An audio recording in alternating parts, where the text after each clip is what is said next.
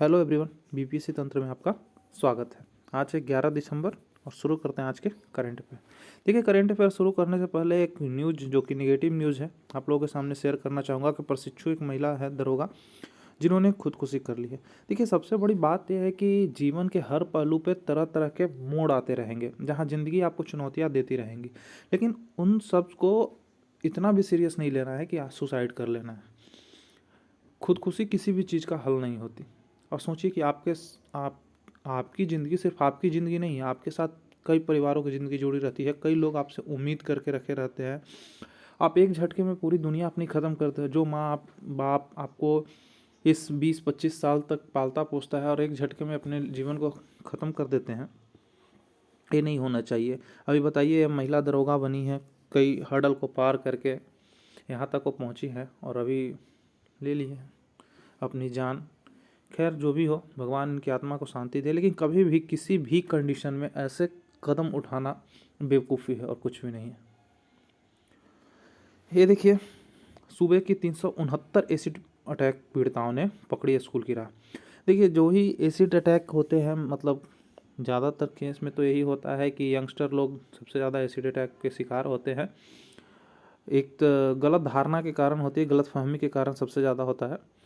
तो खैर, 2019 में जब केंद्र सरकार ने जब से इनको दिव्यांग की श्रेणी में डाला है, तब से इनके बीच में क्या हुआ है, पढ़ने की ललक जाग गई है। अब इनको होता क्या है कि जब इनके ऊपर एसिड अटैक होता है तो अपनी खुद की जीवन बोझ लगने लगती है, क्योंकि आप एक सुंदर सुशील होते हैं और अचानक आपकी एक आँख चली जाती है या फिर चेहरा जल जाता है, तो काफ़ी डिप्रेस्ड, क्योंकि समाज आपको भी हीन भावना से देखता है और समाज में आप कुछ करने के काबिल नहीं रह जाते हैं। तो ये देखिए कि एक डेटा है कि गोपालगंज और नवादा में सबसे ज़्यादा क्या है, एसिड पीड़िताएँ हैं। ये डेटा थोड़ा याद रखिएगा, पूछ सकती है बीपीएससी। और ये यूडायस का रिपोर्ट है, जिसके तहत क्या किया गया है कि 369 एसिड अटैक बिहार में है और सब के सब स्कूल जाने के लगे हैं उच्च शिक्षा प्राप्त करने के लिए। तो ये काफ़ी इम्पॉर्टेंट है कि कम से कम इस लेवल पे आके इतना टूटने के बाद भी अगर जुड़ने का प्रयास सिर्फ एक आरक्षण या छोटी छोटी चीज़ है तो मिलना चाहिए। सरकार को ऐसे और कदम उठाना चाहिए जिसमें ये लोग या वैसे लोग जो अपने आप को हीन भावना से देखते हैं उसको ऊपर लाना चाहिए। तो याद रखना है कि सूबे की कितनी 369 और गोपालगंज और नवादा, गोपालगंज सबसे ज़्यादा, सेकंड नंबर पे नवादा है। और यहाँ पर ये आपके डिस्ट्रिक्ट की लिस्ट भी दी हुई है, आप अपने अपने डिस्ट्रिक्ट का देख सकते हैं। ये देखिए, काफ़ी इंपॉर्टेंट न्यूज़ है कि पटना हाईकोर्ट की कार्यवाही यूट्यूब पर शुरू करने वाला बिहार, यानी कि पटना हाईकोर्ट 5वां स्टेट बन गया है। सीधा प्रसारण यूट्यूब पे करने वाला है। तो इसके गुजरात हो गया, कर्नाटक हो गया, मध्य प्रदेश और उड़ीसा, 4 स्टेट पहले कर चुके हैं और बिहार बन गया है, यानी कि पटना हाईकोर्ट बन गया है 5वां हाईकोर्ट। और जस्टिस चक्रधारी शरण सिंह और मधुरेश प्रसाद का वीडियो सुनवाई हो रहा है। बस इतना नहीं पूछेगा, यही पूछेगा कि कौन सा स्टेट बन गया और पहला कौन स्टेट बना था। तो पहला स्टेट बन गया था गुजरात, पहला गुजरात और बिहार 5वां, ये याद रखना है। ये देखिए कि भूमि सर्वेक्षण जो अभी बिहार में देख रहे हैं कि डेली चल रहा है, भूमि सुधार कार्यक्रम, मतलब एक नए सिरे से पूरे लैंड का मैपिंग किया जा रहा है और उसी का निरीक्षण करने आ रही है आंध्र प्रदेश की टीम। एक विशेष उसको अनुमति दिया गया है जिसमें वो सारे चीज़ को देखेंगे कि किस तरह से कर रहे हैं और हो सके आने वाले समय में अपने यहाँ भी वो अपन लागू करें इस तरह के मॉडल को। तो बिहार भू सर्वेक्षण की मॉडल है और पूरा देश इससे प्रभावित है और सारे देश को उम्मीद है कि बिहार कितनी जल्दी इस मॉडल को पूरी तरह से पटल पे उतारता है तो हो सके केंद्र सरकार और कई स्टेट जो हैं इनको अपने यहाँ भी लागू करें। तो ये बिहार के लिए काफ़ी खास बात है। ये भी देखिए काफ़ी इंपॉर्टेंट है कि तेलंगाना आंध्र प्रदेश से कट के बना हुआ एक अलग स्टेट बिहार के पंचायत चुनाव तकनीक को अपने यहाँ लागू करेगा।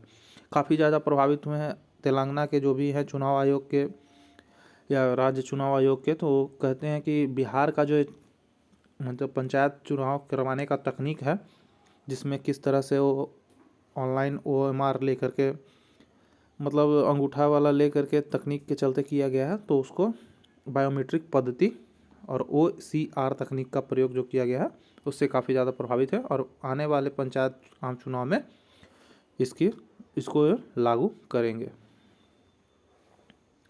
ये देखिए, आपराधिक घटनाओं के मामले में बिहार देश में 25वें स्थान पर, टोटल जो आपराधिक मामला हुआ है उसमें बिहार है जो देश में 25वें स्थान पर है। ये डायरेक्ट डेटा याद रखिएगा क्योंकि एनसीआरबी का डाटा है।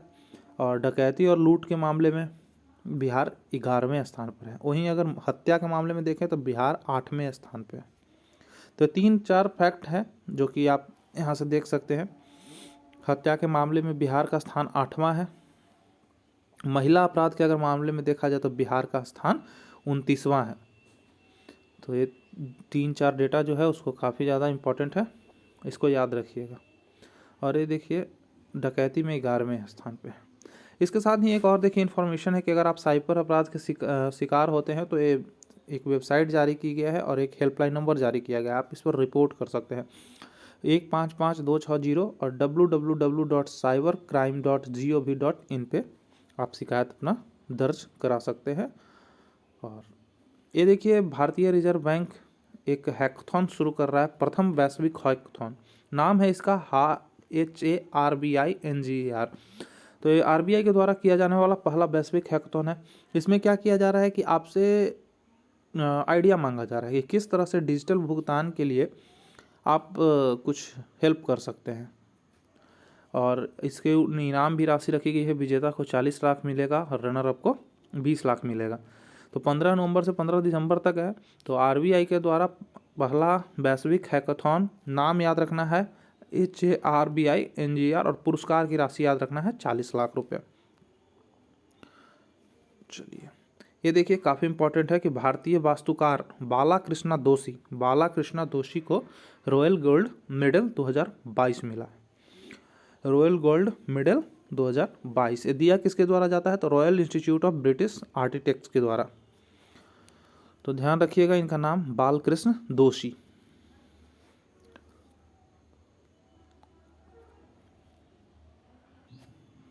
ये देखिए 700 साल पुरानी चोर मीनार, एक दिल्ली में 4 मीनार तो हैदराबाद में है ही, दिल्ली में एक है चोर मीनार। ध्यान से देखिए ये है हौज खास में स्थित चोर मीनार। इसको बनवाया किसने था तो इसको बनवाया था अलाउद्दीन खिलजी ने। चोर को सजा देने के लिए इसको बनाया गया था अलाउद्दीन खिलजी ने। देखिए उसके समय जब चोरी किया जाता था तो वहाँ अलाउद्दीन के समय चोरी की क्या था सजा मौत थी। तो मौत मारने के बाद उसका सिर काट के इन सब सुराखों में रख दिया जाता था ताकि आदमी जो भी उधर से गुजरे उसको देखे और उनके मन में इतना भय हो जाए कि लोग अपराध से करनी काट ले या फिर अपराध करने से डरे।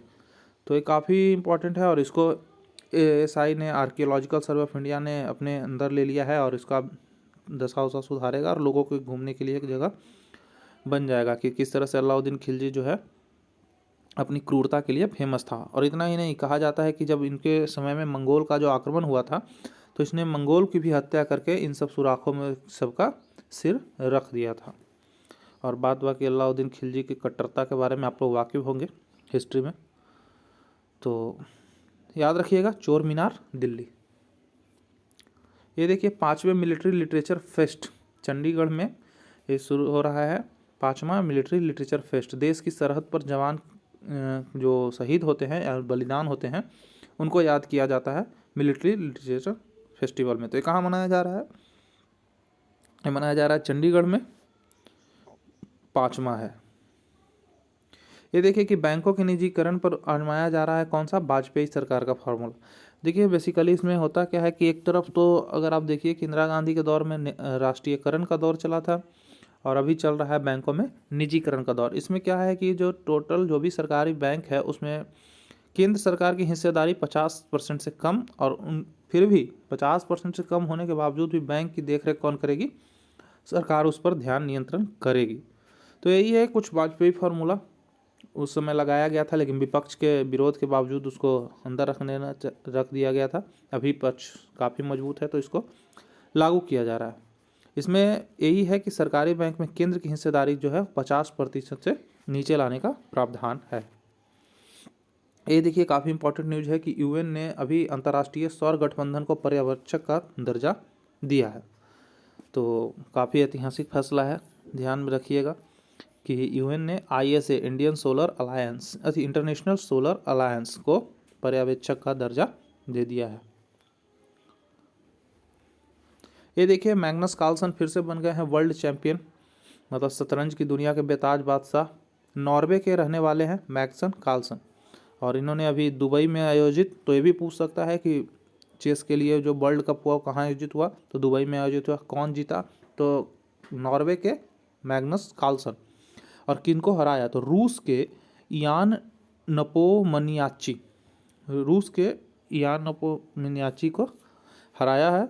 और इन्होंने बहुत बढ़िया मतलब वर्ल्ड के टॉप रैंक में रहे मैग्नस कार्लसन। तो आज के लिए बस इतना ही।